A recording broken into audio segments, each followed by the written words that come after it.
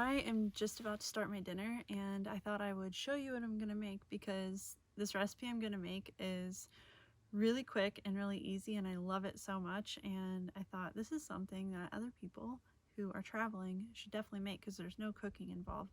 Even though I have this is for some potatoes I'm going to make alongside it, but yeah, thought I'd show you real quick what I'm gonna make before I continue this video into tomorrow morning, where I'm going to get something done to aid the van that I'm very excited about. So I've just been working up in mountains all day and I'm very grimy and dirty and I'm on private property, so I'm going to try to I'm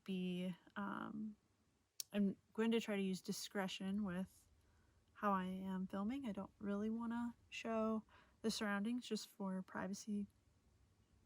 Yeah, for privacy purposes for the person who owns this property. So anyway, the recipe that I'm making is a lemon, rosemary, garlic, beans. And typically with this recipe, you would use like a cannellini bean. I'm gonna use butter beans. These are probably hands down my favorite beans aside from pinto beans. I love butter beans, but I never buy them. They're kind of hard to find and they're kind of expensive too. So I got them though for this dish because I've been wanting this a lot. The only ingredients you need are your beans, sherry vinegar, olive oil, lemon. I'm going to zest this and juice it, garlic and rosemary, and then some salt and pepper. And the other things, the potatoes and the avocado oil, are for just a side dish. First thing I'm gonna do, just because it takes the most time, is zest and juice my lemon. So I'm just gonna use my little zester here and I just like zest it right into the lid so that I don't have to like wash this whole thing, and I can probably just use this as my container. I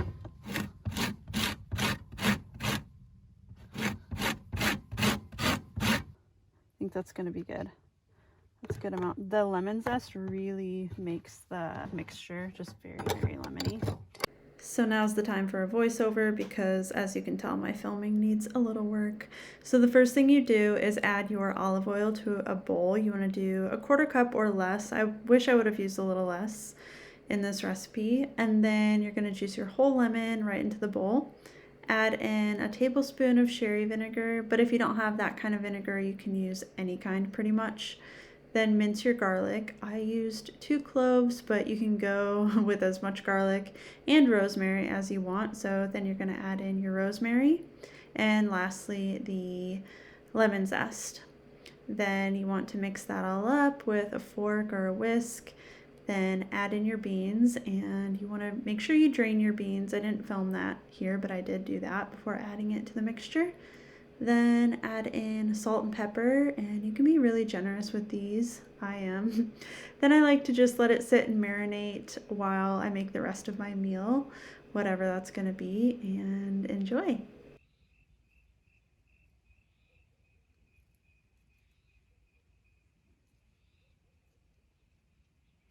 It's so pretty up here.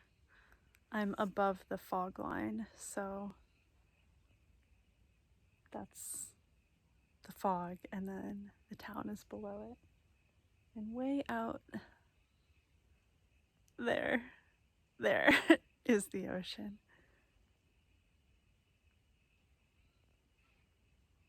Pretty nice evening. Back to the food. I got my potatoes cooking and use my flash because it's getting kind of dark. But yeah, this, I taste tested it. So good. The lemon is very prominent in this batch that I made. Very good. Highly recommend. I also would have done a little bit less oil had I thought about it ahead of time, but I wasn't really thinking about it till I was pouring the oil. So it's pretty oily. These are really good with toast, like a French bread or a good sourdough. But if you're looking for something that you don't have to cook, just even a good like crusty bread, and then dipping it into this like lemon, rosemary, olive oil mixture in the beans and having it with the beans is really good. My favorite way to have this is with potatoes and then a side of greens like kale, or collards, chard maybe, but Kaler collards are really good with this meal, and making them with like garlic and then having some of this olive oil mixture kind of mixed in. It's like the best combination, those three things. That's my ideal meal. I used to make it all the time when I was gardening a lot in California and growing a lot of greens. Don't have greens because I literally did not have room in my refrigerator to buy greens and put them in there. So we're just having potatoes and beans tonight, and it's gonna be really good. I'm very ravenous because I worked in the hot sun all day. So gonna let this finish cooking and then eat. And then we're gonna wake up early tomorrow morning to head down to get some work done on the van. Not really work. I'm getting a hitch installed, so I'm really excited.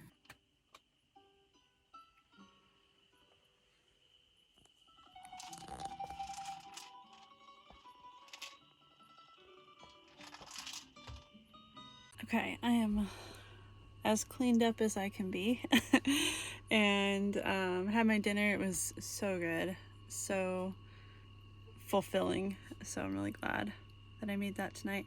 But I want to show you one other thing that I made that is another no cook recipe that I love. It's such a good treat, and everyone I've ever given these to absolutely loves them. So I don't know what you would call them, but they're basically like a nut butter filled date that I coat in chocolate and just put some chopped nuts on top. So it's literally just a date opened up, and I put almond butter inside or whatever nut butter. And then I melted some, so I guess there's a little bit of cooking involved, but I melted some dark chocolate with a little touch of coconut oil, dipped them in there, and then coated them with chopped nuts, and they're just so good. It's kind of like a Snickers vibe. So gonna have one of those and have an early night and leave in the morning to go get the hitch.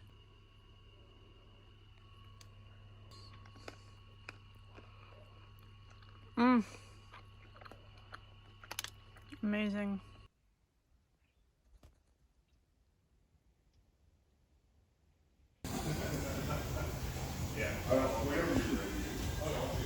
The hitch is done, it's installed, and looks really good. I actually had to fabricate a little bit of it because the holes on the frame of the van, the pre-threaded holes that you would typically attach the hitch to or with, does that make sense?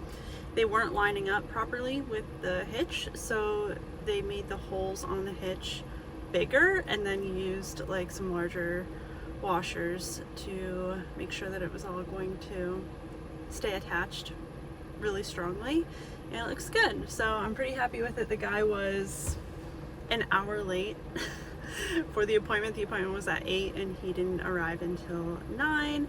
Then it took about an hour and a half, so I was there for 2.5 hours, but it wasn't a really big deal because I didn't have a whole lot going on. So yeah, I'll show it to you. The only thing I was kind of concerned about was my fuel pump for my diesel heater, and so I just kind of pointed all of the fuel line and that pump out to him, and I was like, oh, please just be careful, and it actually didn't even reach where the pump was. So let me show you. Here's the hitch. Looks really nice.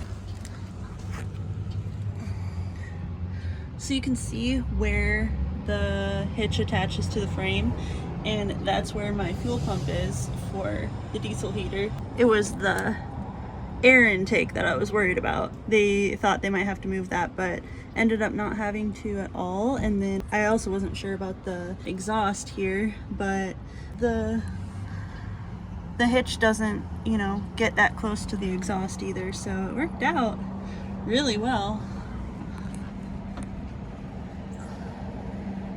Yeah, looks super good. So I definitely don't plan on towing anything with this van. I really don't believe that this van is capable of pulling any more weight, really. So the reason that I got the hitch is so that I can get a bike rack and get a bike. So I'm gonna get, I'm pretty sure, an e-bike. I'm very excited about it. I've already went and test rode one with the bike rack, I'm going to have to get an adapter for the bike rack from the hitch to where the bike rack can actually swing out away from the van so that I can still use that back area, because I obviously use that area a lot for cooking, and I use the drawer as a table, and I stand back there, etc. So I still want all of that capability. I don't want to lose that space. So that's an added part that I'm gonna have to get. But yeah, I think it's a fun thing for me to do, a fun investment to make, and if and when I ever upgrade from this van to a different one, I can take all of that with me. I can take my bike rack and that adapter and the bike and put it all on whatever else I end up using in the future. I'm gonna head over there and just do another round of, you know, research and talking with the guy about my options.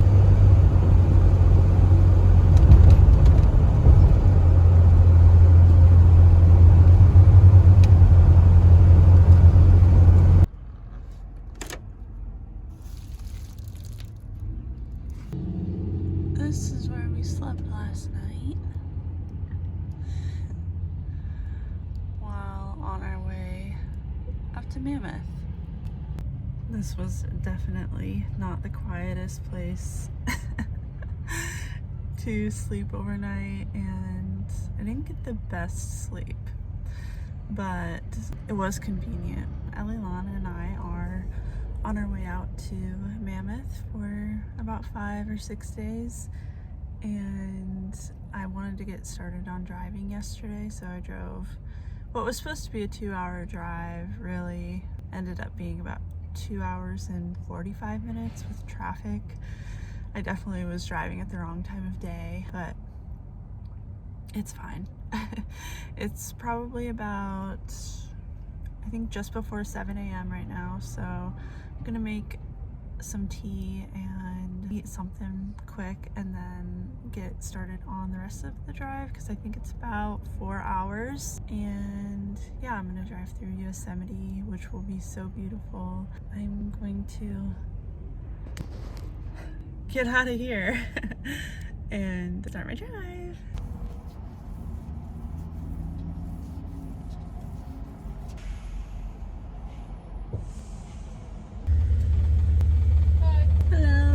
Good, how are you? Good. Would you like a map? No thanks, I'm just driving through. Thank you. Have a great day. You too.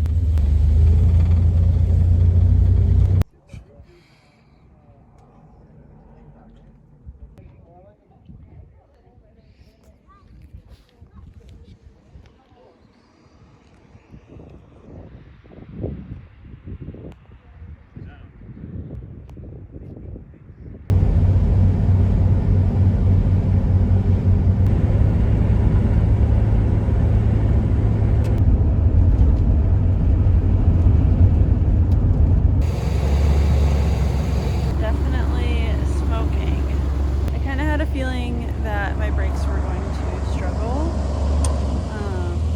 and they are very smelly. I had to pull over. It is a bummer because I'm not really sure what the best thing to do is, but my brakes were really smoking just now and really smelly. So I'm kind of wondering if my brakes have gone bad, or like the brake pads or something. I don't know that much about brakes, but I don't have anyone here to give me advice, so I've on my own on this one. I'm gonna let everything cool off for a little bit and just hang out, and then continue going to where I'm going. And I don't know. Well, I waited 20 minutes. I just kind of have to go for it. I'm gonna go in second gear. I'm kind of scared, to be honest. Wish me luck. Here I go.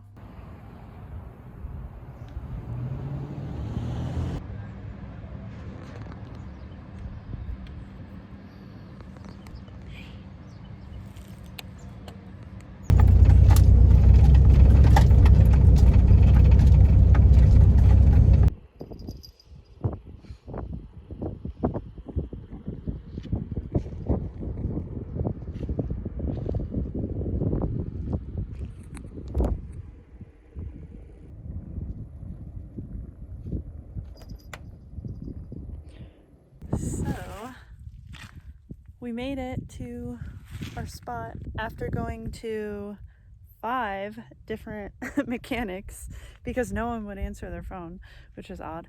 But after going to 5 different mechanics, I got one of them to do a brake inspection for me, and luckily he said that I just overheated the brakes and that they are fine, that they have a good amount of life left in them. So he gave me some tips for like going down steeper grades. So yeah, hopefully